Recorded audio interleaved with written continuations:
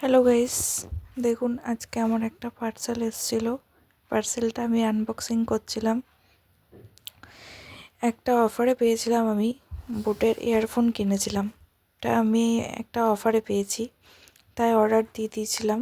আমার ইয়ারফোনটা খারাপ হয়ে গেছিলো, তাই দেখুন আনবক্সিং করলাম।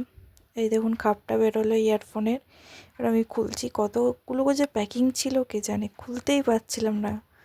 অনেক কষ্টে খুলেছি আমি, আস্তে আস্তে করে খুলছি। কোন দিক থেকে সেলোটেপ দেওয়া ছিল, কোন দিক থেকে প্যাকিং করা ছিল, বুঝতেই পারছিলাম না। খুলতে খুলতে অনেকটা টাইম হয়ে গেছিলো। দেখুন শেষ অবধি আমি আনবক্সিং করতে পেরেছি প্যাকেটটা, অনেক কষ্টে।